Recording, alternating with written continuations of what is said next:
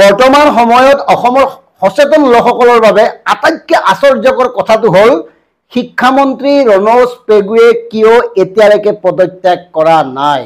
শিক্ষা ব্যৱস্থাৰ চূড়ান্ত ভেকভাওনা ইতিমধ্যে ৰাজহুৱা শিক্ষা ব্যৱস্থাৰ যিটো ধ্বংসস্তূপত প্ৰায় পৰিণত হোৱাৰ উপক্ৰম হৈছে, তাৰ পিছতো তিনৰ পৰা নমা নাই শিক্ষামন্ত্ৰী ৰণোজ পেগু। এনেকুৱা কি আছে বিভাগটোত, নে অসম চৰকাৰত আৰু কোনো যোগ্য দক্ষ ব্যক্তি নাই ৰণোজ পেগুৰ স্থান পূৰণ কৰিবৰ কাৰণে? শিক্ষা বিভাগৰ দৰে অতিশয় গুৰুত্বপূৰ্ণ এই বিভাগটোত বাৰম্বাৰ ব্যৰ্থ হোৱাৰ পিছতো কি যুক্তিত কিহৰ বাবে মুখ্যমন্ত্ৰী ডাঙৰীয়াই ৰণোজ পেগুক দায়িত্ব দি থৈছে? আনকি শিক্ষামন্ত্ৰীগৰাকীৰ যদি সামান্যতম নৈতিকতা আছে তেতিয়াহ'লে অনতিপলমে সকলো ব্যৰ্থতা গাঁত পাতি লৈ তেওঁ পদত্যাগ কৰা উচিত।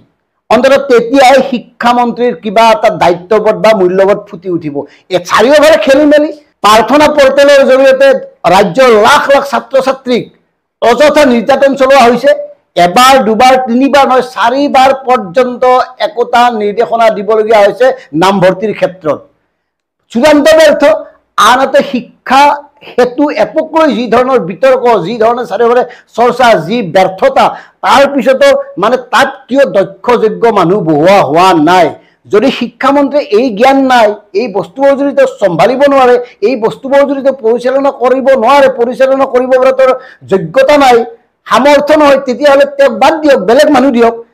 যেতিয়াৰ পৰা ৰণোজ পেগুৱে শিক্ষামন্ত্ৰীৰ দায়িত্ব লৈছে তেতিয়াৰ পৰা খেলি মেলি। হাইস্কুল শিক্ষান্ত উচ্চতৰ মাধ্যমিক পৰীক্ষাত প্ৰশ্নকাকত ফাদিল, ব্যাপক খেলি মেলিৰ মাজত পৰীক্ষা অনুষ্ঠিত হয়, তাৰপিছত ফলাফলৰ ক্ষেত্ৰত বিসংগতি আৰু শেহতীয়াভাৱে কি হৈছে প্ৰাৰ্থনা পৰ্টেল আৰু শিক্ষা হেতু এপৰ নামত চূড়ান্ত বেমজালি, আৰু তাৰ পিছত তেওঁ গাড়ীখন খামুচিয়াই আছে। আৰু আচৰিত কথা হ'ল ইয়াৰ পিছতো মাননীয় মুখ্যমন্ত্ৰী ডাঙৰীয়াই শিক্ষামন্ত্ৰী ৰণোজ পেগুৰ সমৰ্থনত কথা কৈছে। মুখ্যমন্ত্ৰীয়ে সংবাদ মাধ্যমক দোষ দিছে, অথচ দোষ দিয়া নাই ৰণোজ পেগুক। আমাৰ চিম্পুল কথা, শিক্ষাৰ দৰে গুৰুত্বপূৰ্ণ ব্যৱস্থাটোৰ যদি এই অনলাইন পদ্ধতিটো বা যি ধৰণে তেওঁলোকে ডিজিটালাইজ কৰি আছে, এই পদ্ধতিটো যদি সৰ্বাংগ সুন্দৰভাৱে সুপৰিচালনা কৰাৰ দক্ষতাৰ অভাৱ, তেতিয়াহ'লে বেলেগ মানুহ তাত দিয়ক।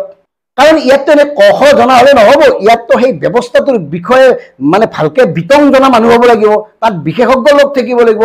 এনেই মুখত মনত পৰিছে যে এইবাৰ অনলাইন কৰিম, আমি এইবাৰ পৰ্টেলৰ যোগে আবেদন হ'ব, এইবাৰ অমুকত যাব নালাগে, তমুকত যাব নালাগে, এইবাৰ আমি চব অনলাইন কম্পিউটাৰ মোবাইলৰ জৰিয়তে কৰিম। আৰু ক'লে হ'ব নেকি? কৰিবওতো পাৰিব লাগিব। শিক্ষা বিভাগৰ দৰে গুৰুত্বপূৰ্ণ বিভাগটোত যদিহে দক্ষ যোগ্য পাৰ্গত এনেকুৱা বিষয়া নাথাকে, কৰ্মী নাথাকে, তেতিয়াহ'লে এই এপ চেপ জাতীয় বস্তুবোৰ বাদ দিয়ক। আগতেই ভাল আছিল, কলেজলৈ যাব, ফৰ্ম ফিল আপ কৰিব, নামভৰ্তি কৰিব। এতিয়া নামভৰ্তিৰ নামত, প্ৰাৰ্থনা পৰ্টেলৰ নামত 2, 3, 4বাৰ পৰ্যন্ত নিৰ্দেশনা দি থাকিবলগীয়া হৈছে, আৰু সময়মতে ৰিজাল্ট ঘোষণা কৰিব পৰা নাই। তাৰ বাবে লাখ লাখ ছাত্ৰ ছাত্ৰী বিভিন্ন ধৰণে মানসিক নিৰ্যাতনৰ সন্মুখীন হৈছে, নামভৰ্তিৰ পৰা বঞ্চিত হৈ আছে। গতিকে চাৰিওফালে ভেকভাওনা, কেৱল ভেকভাওনা, ব্যৰ্থতা, চূড়ান্ত ব্যৰ্থতা, বিশৃংখল পৰিস্থিতিৰ সৃষ্টি হৈছে।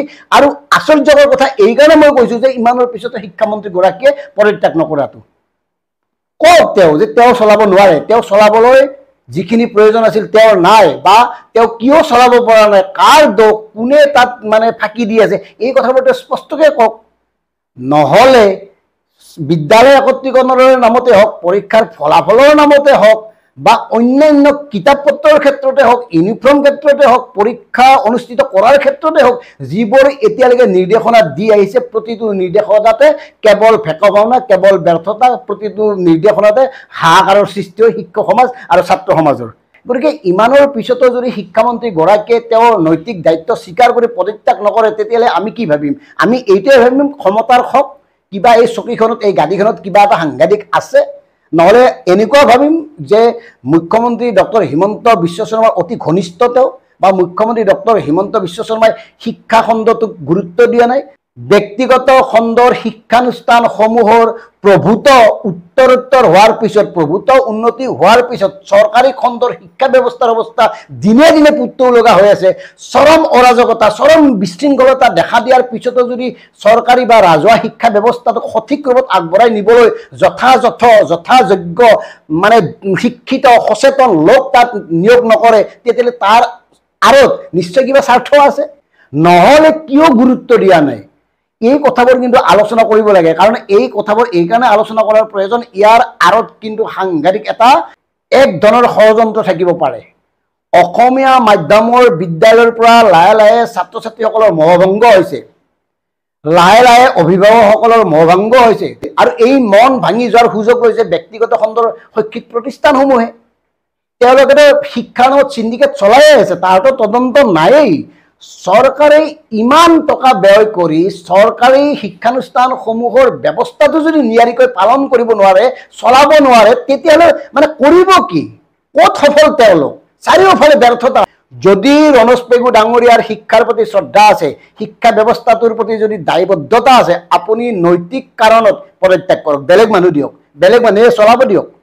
যদি বেলেগ মানুহে চলাব নোৱাৰে, বেলেগ লোকে যদি চলাব নোৱাৰে, তেতিয়া আকৌ আপুনি আহিব। অন্ততঃ আপুনি কওক যে এই চূড়ান্ত বিশৃংখলতা হৈছে, আপুনি চলাবলৈ অপাৰক, হয়তো বেয়া বেয়া মানুহ কোনোবা আছে, হয়তো ক'ৰবাত কিবা খেলি মেলি হৈ আছে, সেই খেলি মেলিটো আপুনি পৰিচালনা কৰাৰ কাৰণে অপৰাগ, আপোনাৰ সামৰ্থ্য নাই, গতিকে আপুনি বাদ দিয়ক, আপুনি ইয়াৰ পৰা আঁতৰি থাকক, ইয়াত বেলেগ মানুহ দিবলৈ কওক।